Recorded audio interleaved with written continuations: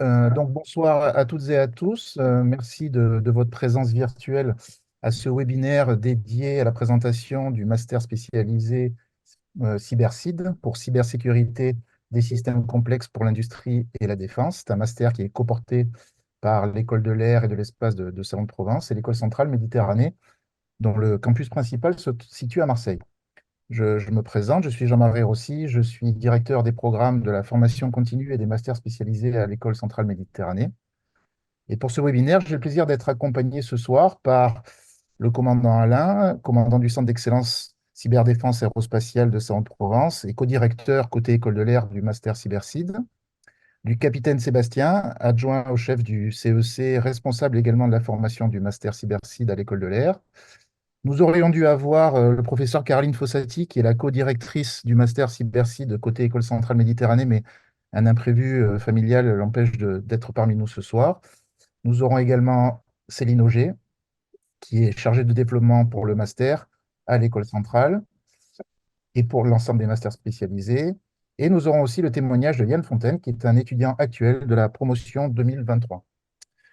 Alors, le webinaire va s'articuler en plusieurs temps. Dans un premier temps, je vous rappellerai brièvement ce qu'est un master spécialisé et je vous dirai ensuite les informations sur les écoles sur la raison du partenariat entre les établissements qui ont donné lieu à la naissance de ce MS. Ensuite, je laisserai la parole aux responsables pédagogiques du master qui vous fourniront tous les détails sur la formation. Ensuite, Yann partagera également son expérience avec vous. Céline vous donnera enfin toutes les informations pratiques concernant les candidatures pour ce MS. Et puis nous terminerons bien sûr par une séquence de questions-réponses. D'ailleurs, je vous invite à poser dès maintenant vos questions dans l'onglet Discuter de Zoom et nous y reprendrons en fin de webinaire. Je vous informe avant de démarrer que ce webinaire va être enregistré et que vous pourrez très prochainement le retrouver sur la chaîne YouTube de l'École centrale. Alors, le webinaire de présentation du master CyberCide. Quelques mots sur la création de ce master. Alors, ce master est le fruit d'un partenariat entre 4 acteurs prestigieux. Euh, c'est un constat partagé d'abord par 2 organismes stratégiques qui amenaient à la création de ce master. Tout d'abord, le commandement de la cyberdéfense, ou comme cyber, qui est l'organisme qui rassemble l'ensemble des forces de cyberdéfense du ministère des Armées. En effet, devant l'amplification des attaques cyber et la nécessité de défendre tous les systèmes d'information, dont les systèmes d'armes, mais aussi de concevoir, de planifier et de conduire des opérations militaires dans la cyberdéfense, l'enjeu de former des cybercombattants est un enjeu de plus en plus stratégique et prioritaire pour le ComCyber. Et donc, le ComCyber s'est naturellement tourné vers une de ces écoles militaires, en l'occurrence l'école de l'air et de l'espace de Salon-de-Provence, pour exprimer ce besoin de formation. Au même moment, un besoin similaire a été exprimé par un partenaire historique de Centrale Méditerranée, qui est le centre du CEA de Cadarache, qui est l'un des 9 centres de recherche du Commissariat à l'énergie atomique et aux énergies alternatives, et qui est parmi les plus grandes institutions de recherche et de développement technologique pour l'énergie en Europe. C'est tout naturellement que ces 2 écoles, qui se connaissent très bien et entretiennent de très bonnes relations, ont uni leurs forces pour bâtir ce programme de haut niveau, répondant aux attentes à la fois de l'industrie et de la défense, pour créer ce master CyberCide. Donc vous voyez ici un petit peu la logique de construction, ce qui a amené à la genèse de ce master, un besoin émanant du haut commandement de la cyberdéfense, un besoin émanant d'un des grands partenaires industriels de Centrale. Chacun a sollicité ces écoles et finalement, ces 2 écoles se sont mises autour d'une table et ont créé ce programme pour répondre aux besoins actuels. Alors, 2 mots sur les écoles qui coportent ce programme. L'École centrale Méditerranée et l'École de l'air et de l'espace. Ce sont 2 écoles, 2 grandes écoles d'ingénieurs publics, une sous la tutelle du ministère de l'Enseignement supérieur et de la Recherche et une sous la tutelle du ministère des Armées. Vous pouvez voir ici une photo des campus respectifs des 2 écoles. Alors, quelques mots sur Centrale Méditerranée. Centrale Méditerranée, anciennement Centrale Marseille, est un établissement public à caractère scientifique, culturel et professionnel, qui a maintenant 2 campus. Un campus principal sur Marseille et un campus secondaire depuis la rentrée de septembre sur Nice. Euh, C'est comme les autres écoles centrales, il fait partie du groupe des écoles centrales, au même titre que Centrale Supélec, Centrale Nantes, Centrale Lille et Centrale Lyon, et qui regroupe aussi des écoles à l'étranger, comme Centrale Pékin, Centrale Mahindra en Inde et Centrale Casablanca au Maroc. À ce jour, nous formons environ 1100 élèves par an, hein, ce sont des promotions d'environ 350 élèves, dont 25% d'étudiants internationaux. Plus d'une centaine d'entreprises sont partenaires et également plus d'une centaine de partenaires académiques à l'international permettent à nos élèves d'effectuer des mobilités.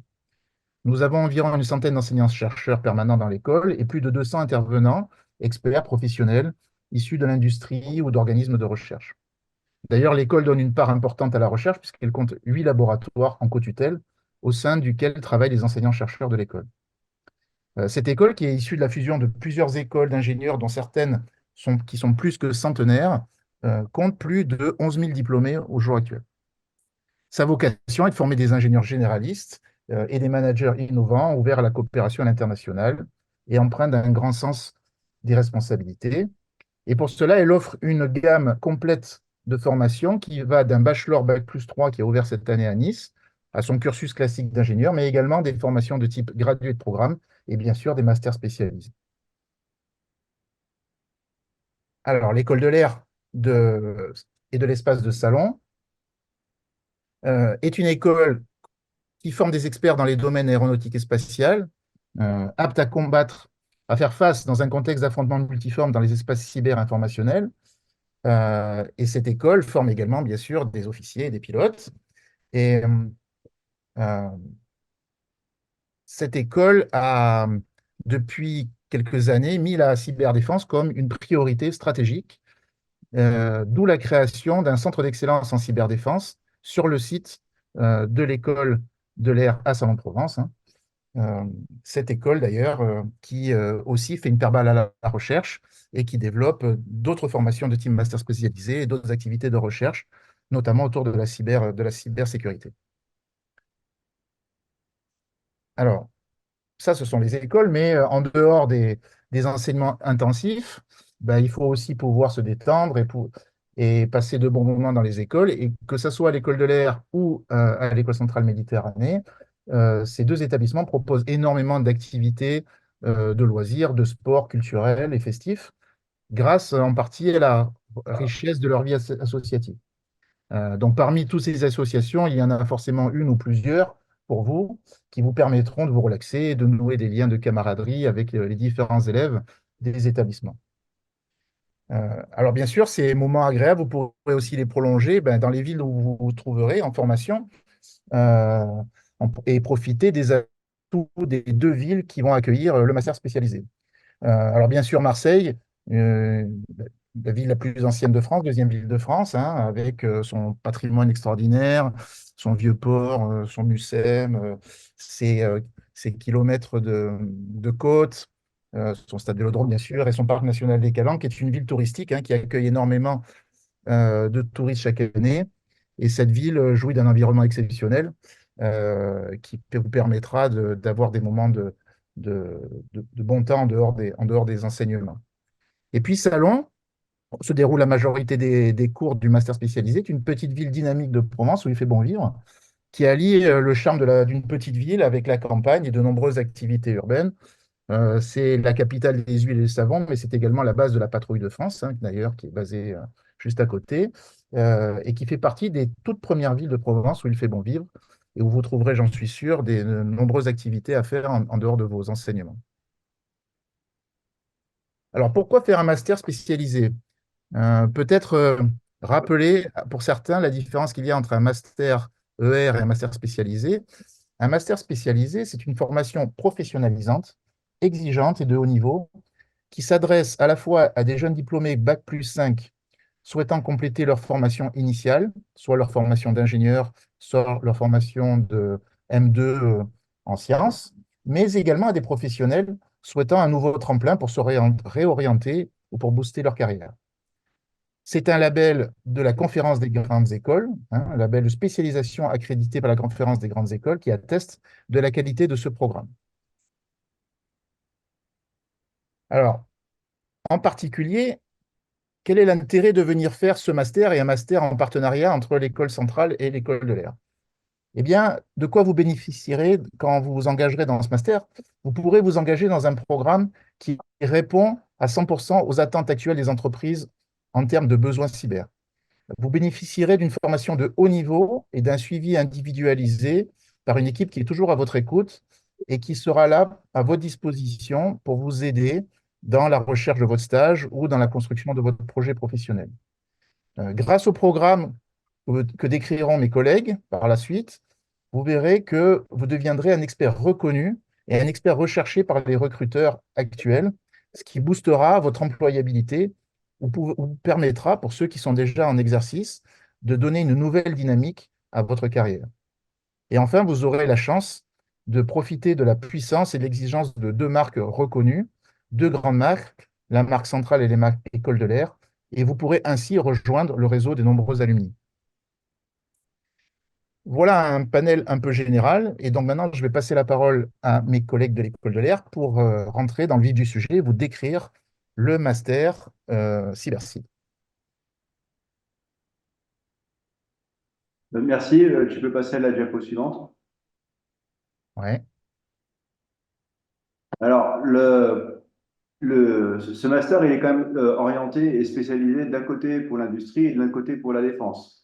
Pourquoi pour l'industrie? Ben, l'industrie, en fait, au fil des années, depuis 1784 jusqu'à aujourd'hui, elle a connu, on va dire, trois grandes évolutions. Donc, on est passé d'abord à l'industrie 2, puis après à l'industrie 3, puis aujourd'hui à l'industrie 4.0.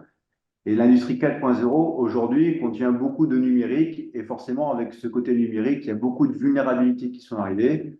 Et aujourd'hui, on a un gros besoin en cybersécurité dans ce domaine. Et malheureusement, le CEA est à l'origine de ce master pour ce point précis. Il n'y a pas de de spécialistes cyber dans l'industrie. Dans la défense, on a un peu le même problème. C'est la défense, on a des moyens qui sont très spécifiques et on n'a pas d'experts cyber civils, que ce soit pour Airbus, pour Thales, qui sont spécialisés dans la cyber pour la défense. Donc, forcément, ces deux besoins aujourd'hui sont très présents et expliquent ce master. Tu peux passer à la diapo suivante. Euh, Comme je disais, voilà, avec l'industrie 4.0, aujourd'hui, on a beaucoup d'automatisation, on a beaucoup surtout d'interconnexion entre des systèmes informatiques traditionnels, on va dire, et des systèmes informatiques industriels, voire des objets connectés. Donc, l'EMS aujourd'hui couvre l'ensemble de ces besoins-là. Donc, il y a forcément une partie informatique traditionnelle, mais il y a aussi vraiment une partie industrielle, outils, voire objets connectés.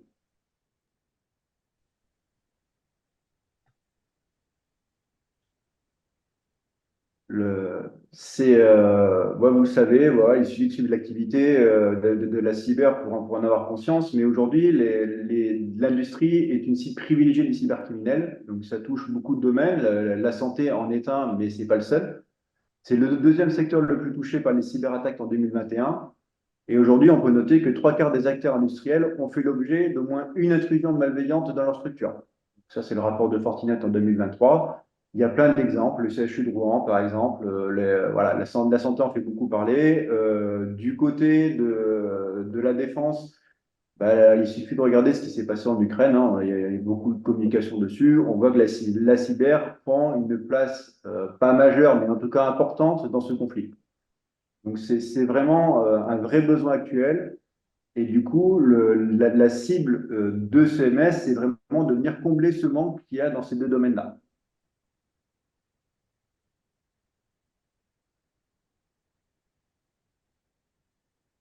Alors, comme je disais, on voulait combler ces deux objectifs-là, donc ces deux domaines-là, pardon. Du coup, quels sont les objectifs du MS exactement? Bah, le premier, c'est que vous, quand vous veniez, vous compreniez bien les enjeux cyber spécifiques à l'industrie et à la défense. Comment vous allez pouvoir vous positionner dans ces domaines-là. Enfin, il va falloir que vous ayez une acquisition des techniques de renforcement de la cybersécurité vraiment focalisées sur ces deux domaines-là, les méthodologies de détection et de réponse à des cyberattaques, et enfin l'intégration de la cybersécurité dès la phase de conception des systèmes, parce que on le voit encore beaucoup trop souvent, la prise en compte de la cyber dans les projets, elle est beaucoup trop tardive. Donc là aussi, on va vous expliquer et vous apprendre à mettre en place de la cyber tout au long du projet de vie d'un système. Alors, qu'est-ce qu'on va Merci. trouver pour ce site? Ah, pardon, vas-y, je laisse la main à Alain qui va prendre la suite. Merci du coup donc pour ces éléments et un point important, ce sont les objectifs qui ont été énoncés pour le master spécialisé. Donc pour ma part, je vais vous parler de l'organisation et du contenu en essayant d'être suffisamment précis hein, sur les différentes étapes qui amèneront justement à la thèse professionnelle. Donc le master spécialisé est composé, on va dire, de trois parties, ce que vous voyez en volume. Hein. Donc on a un total de 300 heures qui va concerner en fait l'ensemble des formations. Donc, c'est des formations qui vont être faites aussi bien par Centrale Méditerranée que par l'école de l'air, mais tout un ensemble aussi de spécialistes et d'experts dans différents domaines qui vont venir pour contribuer à votre formation. Vous avez en bas à droite 80 heures parce qu'en fait, dans cette partie de formation, il y a un projet. Donc, c'est un projet qui est en groupe, que je détaillerai plus précisément après, qui va permettre de pouvoir un petit peu finaliser l'ensemble des modules qui auront été présentés et enseignés durant la première partie de la formation. Donc, c'est une sorte finalement de synthèse qui concourra à avoir une vision assez complète, aussi bien sur la partie industrielle que la partie, on va dire, un peu plus classique, pour mettre en place une cyberprotection, une cyberdéfense adéquate. Et vous avez sur la gauche donc la thèse professionnelle. Donc, c'est un stage de 4 à 6 mois qui est sur la deuxième partie de l'année. Donc, comprenez par là que la première partie étant de octobre jusqu'à mi-février. Et ensuite, donc c'est une thèse professionnelle classique, donc en entreprise, avec à la fin un jury et donc la fin de la formation. Alors, ce slide-là, il est intéressant parce que donc, le NIST, enfin, le modèle, l'outil de cybersécurité proposé par le NIST, il est vraiment documenté, donc c'est un référentiel qui est intéressant. Pourquoi? Parce qu'en fait, il propose tout un ensemble de normes, de méthodologies, de bonnes pratiques qui visent à renforcer la cybersécurité d'un système d'information.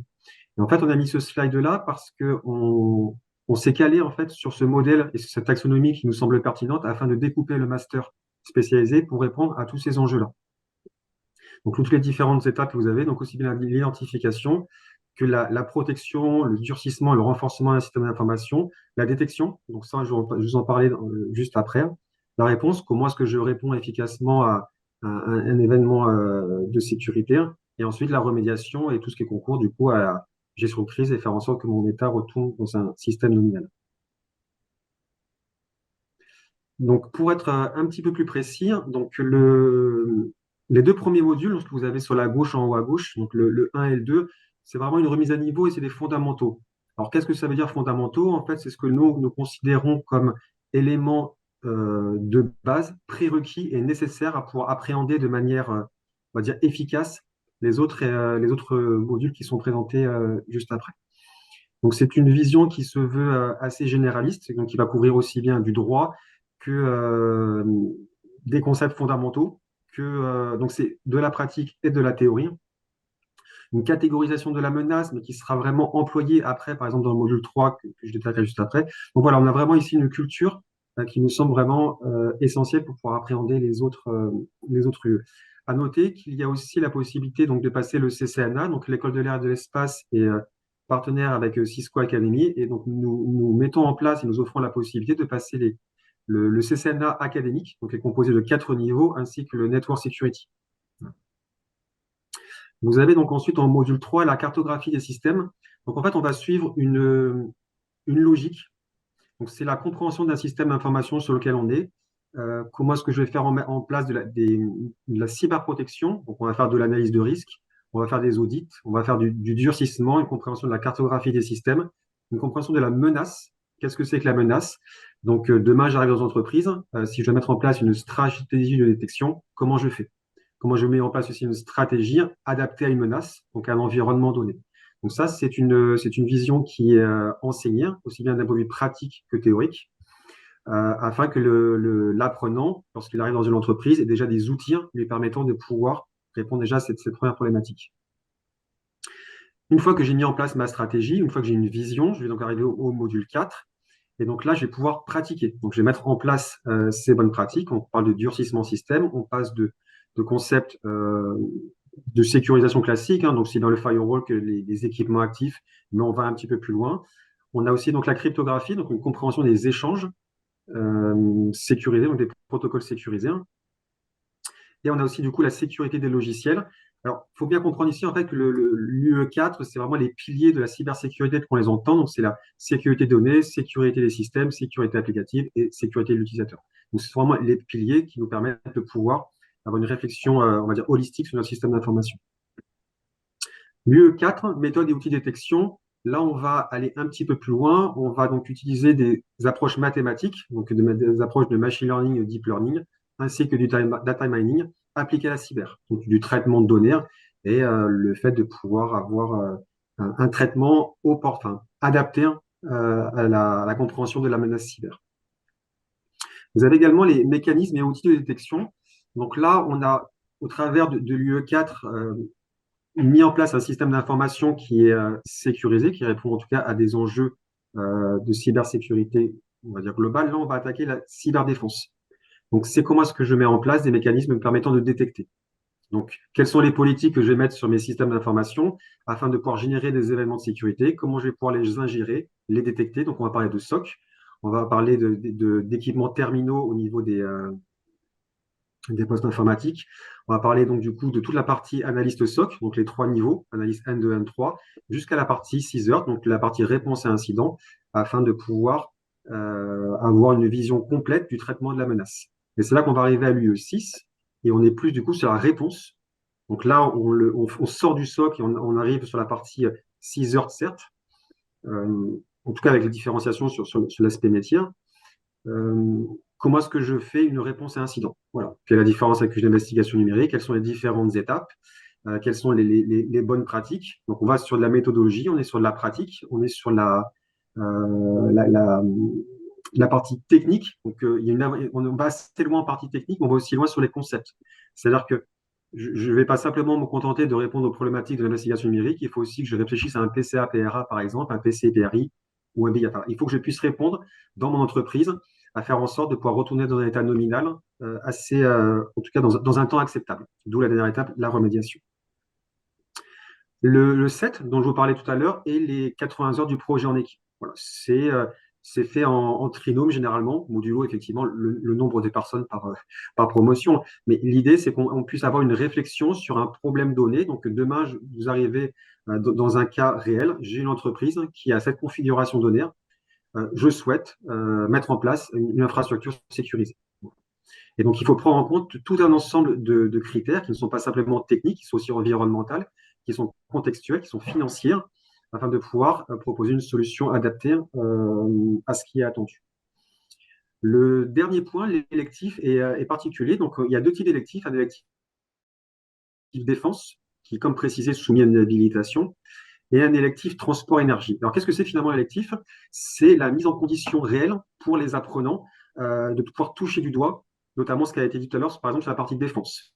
Défense, c'est avoir comprendre au sein de l'armée de l'air et l'espace certains systèmes d'information au travers de conférences. Voilà, on va toucher du doigt et on va quitter un petit peu l'environnement scolaire pour entrer dans un environnement qui est professionnel, opérationnel et avoir une explication, en tout cas, des acteurs du terrain, sur le terrain, pardon. Et c'est équivalent, par exemple, pour le transport énergie.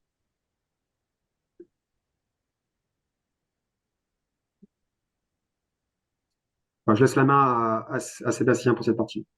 Ouais, je vais reprendre la main. Alors, on en a parlé tout à l'heure. Dans le cadre de la formation, les intervenants, vos formateurs, ce sont des experts. Donc, il faut bien comprendre que les civils, bah, ça va être facile parce que quand ils vont venir, ils vont se présenter comme venant d'Airbus, du CEA, de Thales ou autres.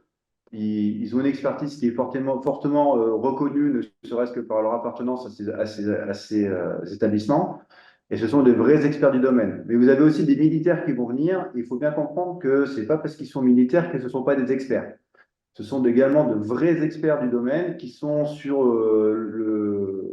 en première ligne dans le cyberespace quotidiennement et ils savent de quoi ils parlent. Et quand ils viennent, c'est qu'ils vous apportent une vraie expertise et c'est un vrai enrichissement pour tout le monde d'avoir ces 2 aspects, en fait, d'avoir l'aspect civil et l'aspect militaire. Donc, c'est enrichissant pour les civils qui découvrent un peu le côté militaire. C'est enrichissant pour les militaires qui sont dans la formation, qui découvrent aussi un peu comment ça se passe dans le monde civil.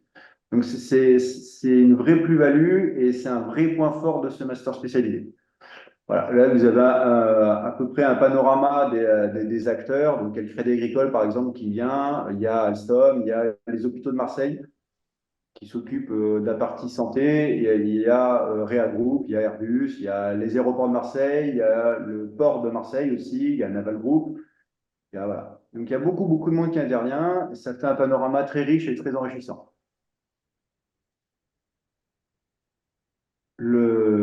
On a aussi un gros réseau pour la partie test professionnel et embauche. Je pense qu'on en reparlera après pour les embauches. Mais voilà, tous ces gens qui sont là, vous voyez que ce sont pour la plupart des très grands groupes et ils ont tous accueilli et ils accueillent tous généralement quasiment chaque année certains de nos stagiaires. Et pour la plupart, ou en tout cas jusqu'à maintenant c'était 100%, ils ont tous été embauchés là où ils ont fait leur thèse à l'issue de CMS. Vous voyez, c'est une vraie opportunité de pouvoir intégrer Airbus, Thales, Naval Group, le CEA, Technicatom, l'ANSSI. Voilà. Il y a eu plein d'opportunités et il y en aura encore plein d'autres. Alors, pourquoi le master spécialisé cybercible? Alors, tout à l'heure, on en a déjà touché un mot, mais voilà, si vous voulez être ingénieur expert, ben, vous allez acquérir des compétences spécialisées et transversales, reconnues et valorisées par les entreprises. Alors, reconnues et valorisées, je vous disais tout à l'heure, les entreprises, on a 100% d'embauche, elles sont toutes demandeurs de stage. En tout cas, les grands groupes les plus connus et ceux qui travaillent le plus avec nous sont tous demandeurs. Vous allez pouvoir vous engager dans un domaine qui recrute intensément et qui offre parmi les plus belles perspectives de carrière. Voilà, je pense que si vous êtes tous là, vous êtes tous au moins renseignés une fois, ne serait-ce que par curiosité, sur les salaires moyens dans le domaine de la cyber. Et vous voyez qu'on n'est pas à plaindre. J'accède à des postes diversifiés à haut niveau de responsabilité dans tous les domaines industriels. C'est vrai, on va en reparler un petit peu après. Ce master spécialisé vous ouvre les portes vers un panel très large de postes différents et possibles. Motivé par un sens élevé de la responsabilité, bah, vous pourrez être fier de contribuer à la sécurité nationale si vous vous engagez dans le domaine de la défense, mais pas que. Si vous vous engagez dans l'énergie, par exemple, ça contribue aussi à la sécurité nationale. Ça fait partie des OIV, donc des organismes d'importance vitaux de la nation. Il n'y a pas que la défense qui contribue à la sécurité nationale de la nation. Vous allez donc pouvoir aussi participer à la protection des infrastructures industrielles critiques, j'en parlais. Il y a l'énergie, mais il n'y a pas que, hein. Il y a aussi les transports, il y a aussi d'autres domaines, la santé, par exemple. Voilà. Je relève des défis stimulants dans un domaine en constante évolution pour faire face à des cyberattaques de plus en plus sophistiquées. Bah, on en parle depuis le début. Le cyberespace, il évolue constamment. Les attaquants, à chaque fois que nous, on trouve une parade, ben, ils trouvent des nouvelles attaques. Et nous, on va encore devoir trouver des nouvelles parades. Ça évolue constamment, c'est des défis constants et forcément, c'est très stimulant. Donc, c'est aussi un domaine où on s'ennuie peu. Curieux et passionné, je bénéficie de l'excellence du corps professionnel de haut niveau issu de l'entreprise et des organismes publics. On en a parlé. La totalité de vos intervenants sont des experts reconnus du domaine, cyber et ou industriel. Alors, curieux et passionné, dans le domaine de la cyber, c'est un impératif. Pourquoi? Parce que bah, c'est un domaine qui évolue constamment. Si vous n'êtes pas curieux, si vous n'êtes pas passionné par le domaine, rapidement, vous allez vous retrouver sur la touche et vous allez devenir obsolète. Donc, ces deux caractéristiques-là sont indispensables pour ce domaine-là. Voilà, je vais laisser la main à Yann qui va témoigner de son expérience cette année. Alors, bonjour à toutes et à tous. Je m'appelle Yann, donc j'ai 38 ans et il y a 3 ans de ça, j'ai commencé une reconversion dans les métiers de l'informatique. Je m'intéressais particulièrement à la sécurité offensive sur les microcontrôleurs et sur tout l'espace IoT. Et donc, j'ai effectué au cours de ma reconversion une mission en sécurité maritime qui m'a beaucoup plu et qui m'a dirigé un peu vers les métiers de la défense. Et donc, en fin de Master Pro, je me suis inscrit au Master spécialisé pour justement acquérir cette expérience et du milieu de l'industrie et du milieu de la défense pour pouvoir me diriger vers ces métiers-là. Donc, l'EMS, quand j'y suis arrivé, la première chose qui m'a vraiment touché, c'est la diversité des profils. Donc, on est 13 dans notre promotion et les 13 personnes ont des profils assez différents. Donc, on a des personnes qui viennent de l'industrie, des personnes qui viennent des télécoms, on a des personnes qui sortent d'école, donc on a des personnes jeunes et moins jeunes, on a des civils, on a des militaires, mais on a aussi des étudiants étrangers. Donc, en fait, tout ce melting pot réuni dans la même auberge, finalement, eh ben, ça fait des étincelles et donc les idées fusent toujours et le fait, ne serait-ce que d'être au contact d'autant de profils divers et enrichissants, bah, c'est une énorme plus-value au-delà de toutes les infrastructures et au-delà du confort qu'on a au niveau de l'encadrement du MS. Donc, en plus de toute cette diversité, donc il y a aussi la diversité des enseignements, parce qu'on apprend énormément de choses.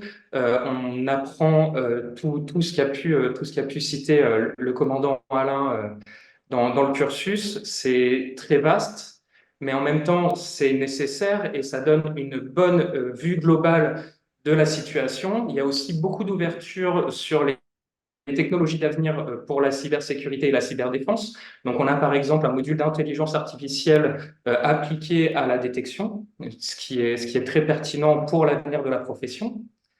En plus de ça, donc, c'est certes de la redite, mais j'aimerais mettre un point d'honneur sur l'excellence des intervenants et de l'encadrement du MS. Donc, on a vraiment des experts qui sont sur le terrain tous les jours et qui viennent nous partager leurs expériences. Donc, au-delà du contenu qui nous est partagé, en fait, on a aussi des retours d'expérience. Donc, on a beaucoup de conseils de spécialistes dans leur domaine pour nous-mêmes devenir, à l'issue de la formation, des spécialistes sur nos sujets. Et donc, pour finir, au niveau de l'insertion professionnelle, donc comme vous avez pu l'entendre, 100% d'embauche en fin de MS. Là, actuellement, sur la promotion, on a beaucoup d'élèves engagés qui sont engagés à des postes à responsabilité dans des entreprises ou dans des institutions qui sont à la pointe de la cybersécurité en France ou dans le monde pour certains.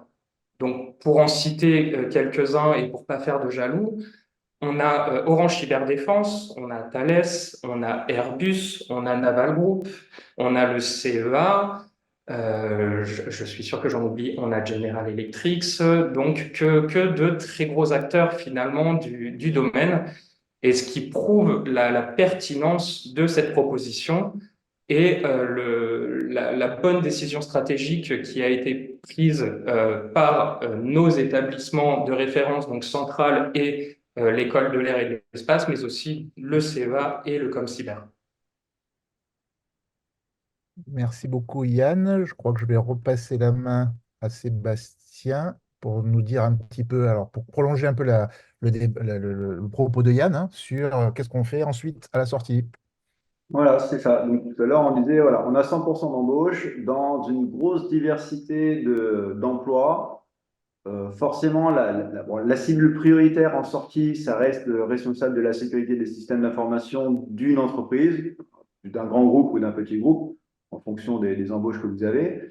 Mais vous pouvez aussi trouver des postes de CISO. Alors, CISO, c'est plutôt responsable d'informatique opérationnelle, qui est un peu moins centré sur la cyber, mais souvent, dans les entreprises, finalement, quand vous êtes CISO, vous êtes aussi RSSI, donc vous retrouvez finalement à peu près des postes similaires. Mais vous pouvez aussi être responsable d'un SOC, vous pouvez être responsable d'un CERT au sein d'un groupe, vous pouvez avoir un rôle opérationnel cyber dans un groupe, donc par exemple dans un cabinet de conseil, dans un cabinet d'assistance, dans un centre de réponse à incident, dans voilà, plein de choses. Vous pouvez être architecte de sécurité, vous pouvez être consultant en cybersécurité, et en fait, il n'y a quasiment pas de limite aux postes sur lesquels vous allez pouvoir postuler. Si vous regardez un peu tous ces groupes-là, tous ces postes-là, vous vous rendez compte que nous, on va vraiment vous former sur des postes à responsabilité. Si vous voulez venir au MS pour devenir un technicien super pointu dans le domaine, c'est pas la bonne place. Voilà. Nous, on n'est pas là pour former des experts techniques, on est là pour former des experts du domaine. Le but, c'est de vous apprendre à faire, c'est pas de vous apprendre à faire. Voilà, on va être clair. Donc, en gros, on n'est pas là pour former des bac+2 ou des licences, on est là vraiment pour former des chefs, donc des responsables de service, des responsables de haut niveau, et on va vous donner tous les outils nécessaires pour arriver à ça. Ok, merci beaucoup Sébastien. Alors pour finir, on va donner un certain nombre d'informations pratiques et je vais laisser la parole à Céline qui va vous donner quelques infos sur comment candidater et où trouver l'information. Céline? Alors, donc pour nous rejoindre, donc sachez déjà que les candidatures pour la rentrée prochaine qui aura lieu donc en septembre, généralement c'est la deuxième semaine de septembre, les candidatures sont ouvertes. Donc vous pouvez d'ores et déjà nous envoyer votre dossier de candidature qui doit donc comprendre bon, bah, le dossier administratif rempli, ainsi que toutes les pièces jointes qui sont listées ici. Ensuite, nous allons procéder à ce qu'on appelle l'oral de recrutement. Il y a plusieurs sessions qui sont prévues en distanciel entre janvier et juillet. Et notre premier jury aura lieu ce vendredi 23 février 2024, donc dans un mois exactement. Donc vous avez le temps de nous envoyer vos dossiers si vous êtes intéressés. Quoi vous dire d'autre? Pour les personnes, les étudiants étrangers, il faut passer d'abord par Campus France pour faciliter votre obtention de visa. Et puis ensuite, je peux vous dire aussi, c'est important de le savoir, le coût de la formation pour un étudiant est de 10 000 euros pour l'année. Voilà. Ok. Vous avez ici un petit QR code si vous voulez directement télécharger le dossier de candidature. Alors, je te redonne la parole, Céline. Donc pour la partie administrative, vous l'avez compris, vous pouvez directement me contacter. Ou Monsieur Jean-Marie Rossi, qui est aussi dans l'équipe côté central. Et puis pour la partie pédagogie, vous avez le contact là du commandant Alain ou du professeur Caroline Fossati qui peut répondre à des questions bah, de contenu. Hein, si vous avez vraiment des questions de contenu ou d'orientation, pour être sûr que votre CV passera, je dirais, déjà le premier filtre pour aller à l'entretien oral. Voilà. Ok. Alors, juste pour dire que toutes ces informations, vous pouvez les retrouver à divers endroits. Vous pouvez télécharger la brochure du master sur le site de Centrale Méditerranée, mais également sur le site de l'École de l'air et de l'espace. Très bientôt, vous pourrez revoir ce webinaire sur la chaîne YouTube de l'École centrale. Et puis, n'hésitez pas à nous contacter aux adresses mail que vous voyez en bas à droite. Alors, la première adresse plutôt pour les candidats civils côté Centrale Méditerranée, et la deuxième adresse pour les candidats militaires côté École de l'air et de l'espace. Et bien sûr, on vous engage à nous suivre sur le LinkedIn Centrale Méditerranée Executive Education, dans lequel nous publions régulièrement des événements sur le master, sur sa vie, sur les différents projets que mènent les élèves, les missions qu'ils réalisent, etc. Vous pourrez trouver plein d'informations actualisées régulièrement. Voilà. Donc, nous vous remercions pour votre attention et nous allons commencer, si vous le voulez bien, la phase de questions-réponses. Alors, je vais arrêter le partage. Vous voyez ici la photo de la promo 2022. Je reprends la main. Et donc, j'ai reçu un certain nombre de questions que je vais pouvoir relayer à mes collègues qui sont présents. Alors, est-ce que cette formation est ouverte, alors peut-être pour Céline, ça, est-ce que cette formation est ouverte à un bac plus 3? Ouais, je vais répondre. Ah, ou Sébastien, ouais, alors s'il Ouais, te plaît. je vais répondre. Alors oui, sous conditions. Alors, quelles sont les conditions? En fait, l'accès au master spécialisé avec une licence, il est possible sous dérogation, ce qui veut dire que sur une promo de 20, donc en fait, la promo 20, c'est le maximum qu'on peut accueillir chaque année, c'est 20 élèves. Parmi ces 20 élèves, il peut y avoir que 2 licences. Et pour pouvoir postuler en tant que licence, il faut au moins 3 ans d'ancienneté dans le domaine des SIC avec une licence. C'est Voilà. Après, donc, si vous êtes dans ce cas-là, vous pouvez envoyer votre CV et on étudiera votre cas, il n'y a pas de problème. J'avais OK. vu une autre question à laquelle je peux répondre dans la foulée. C'était la suivante, je crois. Celle-là, tu la vois? Besoin d'un diplôme d'ingénieur du groupe ESIM. Alors, si vous avez un diplôme d'ingénieur, quel qu'il soit, vous pouvez postuler. Maintenant, si vous n'êtes pas du tout du domaine informatique, si vous n'avez pas les prérequis, enfin les bases de l'informatique, ça va être très compliqué pour vous et je ne vous cache pas que s'il y en a d'autres des bases de l'informatique qui seront prioritaires par rapport à vous. Ouais, alors Sébastien, visiblement, c'est l'étudiant enfin l'étudiant, pardon, l'ancien étudiant qui a posé la question.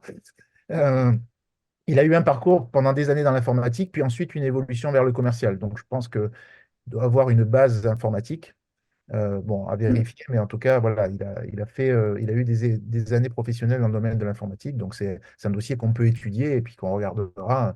Non, mais tout à fait. De toute façon, tous les dossiers qui sont déposés seront étudiés. Maintenant, c'est vrai que pour venir, il faut quand même avoir des bases, des notions, en tout cas, d'administration système, de réseau.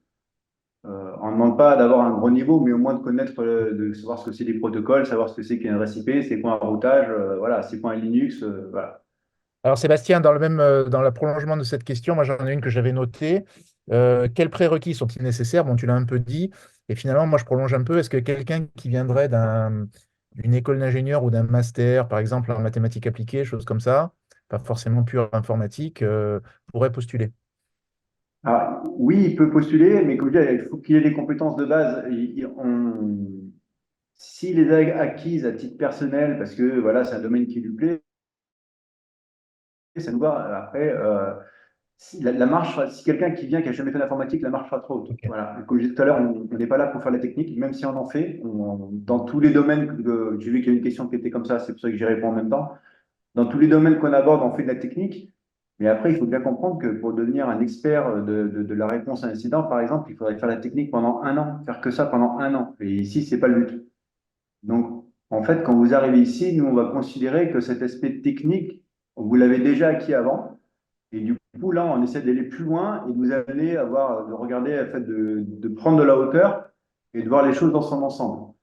Donc, si vous arrivez et que ce prérequis technique, vous ne l'avez pas, forcément, ça va être très compliqué pour vous. On ne va pas se cacher. C'est pas impossible. Même si en début d'année, il y a quelques heures de remise à niveau dans certains domaines, il faut arriver avec une base, quoi. Ouais, mais il faut bien comprendre que remise à niveau, c'est que des rappels, en fait. On ne va C'est pas ça. compenser 3 ans de formation technique en 30 heures. Voilà. C'est pas vrai. Alors après, on ne demande pas un niveau technique de fou. On demande juste de comprendre de quoi on parle.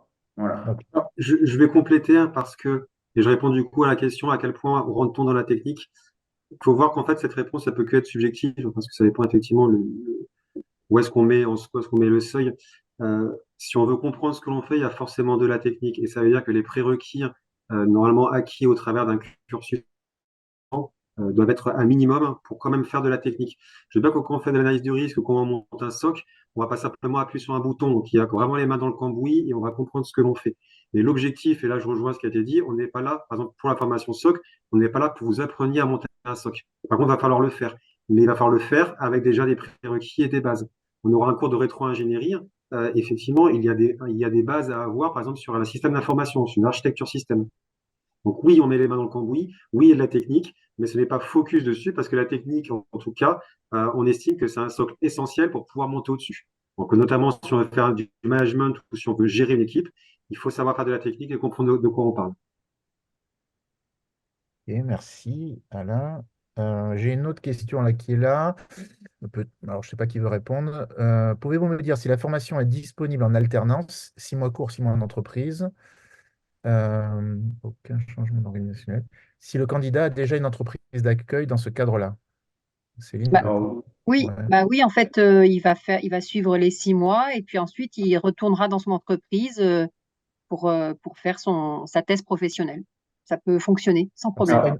c'est pas ouais. une alternance à proprement parler, mais on a le C'est cas cette ça. année, je crois, de quelqu'un qui est dans ce cas-là, quoi. Oui, Ouais. Alors, je mettrai juste un bémol. Alors, oui, c'est tout à fait possible. Par contre, il ne pourra pas retourner dans son entreprise au poste où il était si ce n'est pas un poste cyber. C'est-à-dire que Oui, oui, bien pour sûr, retourner dans son entreprise, par contre, il faut impérativement que ce soit un stage qui soit dans le domaine de la cyber avec une tout à thèse fait, qui est en adéquation avec la formation. tout à tout à fait. fait.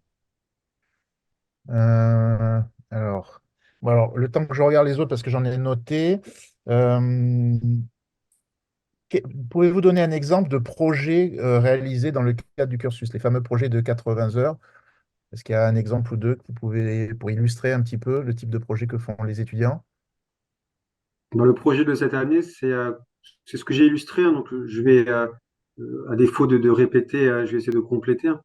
En fait, on a un scénario qui est contextualisé avec une entreprise qui a un besoin assez simple, hein, c'est qu'elle a une infrastructure qui est vieillissante, qui est comme beaucoup d'ailleurs d'entreprises avec des non spécialistes en informatique et qui doit faire face aux enjeux de la cyber. Donc, c'est une compréhension de la cartographie actuelle, de la matrice des flux, les équipements actifs et mettre en place du coup un bon filtrage, mettre en place des équipements actifs qui sont sérieux. Et ça peut aller jusqu'à un contrat avec un MSSP si jamais effectivement on veut mettre sous supervision. Ça peut être une étude effectivement et un benchmark de différentes solutions. Bon, on va assez loin et en fait, ce qui est intéressant pour nous, c'est qu'on n'a pas de limitation. On donne un cadre, on donne un budget, on donne des contraintes et on a par exemple cette année des profils où ils sont très très loin, où ils sont même jusqu'à la configuration de certains des équipements actifs avec une prise en compte de SSO, avec une prise en compte intéressante et d'autres un petit peu moins. En fait, l'idée étant de pouvoir voir dans quelle mesure ils répondent à un besoin en tant que chef avec cette approche-là.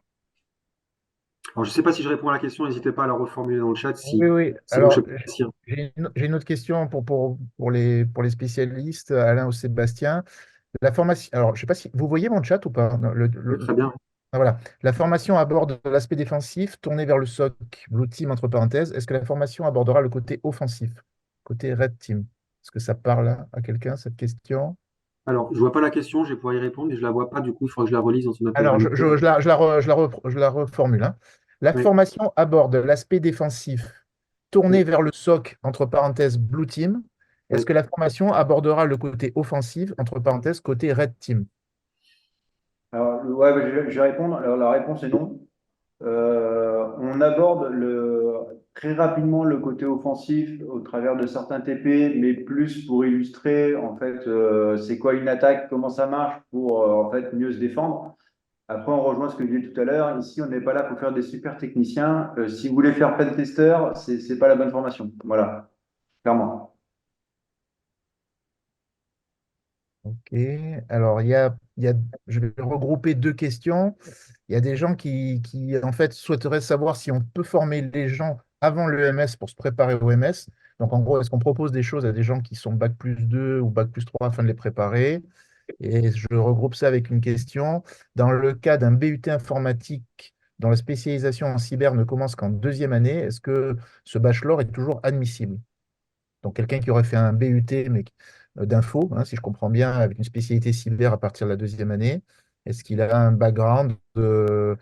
Bon, j'ai envie de répondre, c'est un peu ce que tu as dit tout à l'heure, Sébastien. Il lui faut quand même, si c'est un bac+3, il lui faut un certain nombre d'années d'expérience dans le domaine, quoi, hein. Il faut qu'il ait travaillé 3 ans d'entreprise. Voilà. Et est-ce qu'aujourd'hui, les écoles forment euh, délivrent des diplômes de type bac+2 ou bac+3 afin de préparer les élèves au MS? Alors, pas chez nous à Centrale, je ne sais pas côté école de l'air, je pense pas non. Ouais, alors, juste, je vais essayer de donner le parcours typique en fait que nous on attend pour venir chez nous. Le parcours typique, c'est quelqu'un qui sort d'un bac+5 en informatique. Voilà.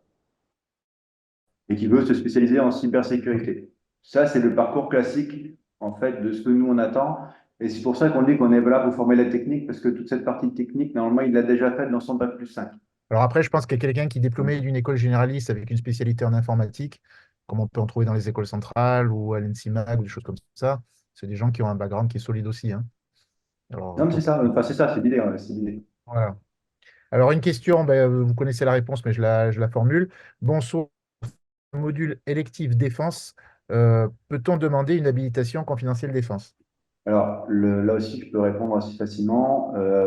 Tous ceux qui demandent le module. Alors, en fait, quand vous allez arriver, dès le début, on va vous demander quelle équipe vous allez choisir. C'est pas anodin, c'est parce que justement, c'est lié à l'habilitation. Donc, tous ceux qui veulent faire l'électif défense, on demandera l'habilitation dès votre arrivée. C'est assez long et on ne va pas se voiler, voilà, c'est soumis à avoir une nationalité française. Tous ceux qui sont de double nationalité ou qui ont une nationalité étrangère ne pourront pas faire l'électif défense. Et merci Sébastien. Alors, une autre question de Thomas. Pour devenir expert cyber Threat Intelligence, certes, CERT, vous ne recommanderiez pas votre formation, entre parenthèses, seulement côté responsable. Je ne sais pas si tu vois la question, Alors, Sébastien. moi, je la vois tout à fait. Moi, je vais répondre Clairement, je vais répondre non parce que, alors, c'est vu. Il y a énormément de choses qui sont vues. On voit par exemple OSINT, on voit le CTI dans son ensemble. En fait, toute la notion euh, d'information, toutes les notions de données, toute la notion de traitement et de pertinence. Mais en fait, au-delà de quelques cours qui abordent ce sujet-là, c'est pas une thématique à proprement parler qui est au travers du master spécialisé. Euh, donc du coup, si vraiment c'est un centre qui est, enfin c'est comment dire, un centre d'intérêt et une vision, même métier qui est visé, on n'y répondra pas suffisamment voilà, on ne répondra pas suffisamment.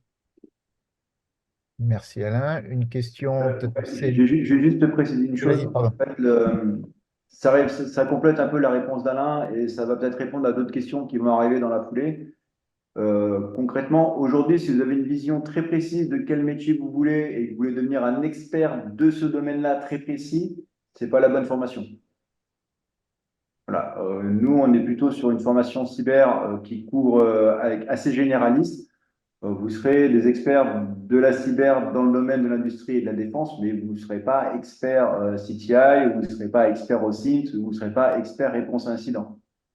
En fait, je pourrais dire qu'on forme des managers scientifiques de haut niveau en capacité justement d'être chef et de diriger des équipes, quoi, plutôt que C'est voilà, exactement de ça. diriger des Après, experts. les formations existantes qui sont spécialisées en CTI, en sortant, vous ne serez pas forcément expert CTI non plus. Après, c'est l'expérience qui fait qu'on devient expert. Ce n'est pas tellement la formation de base qu'on a.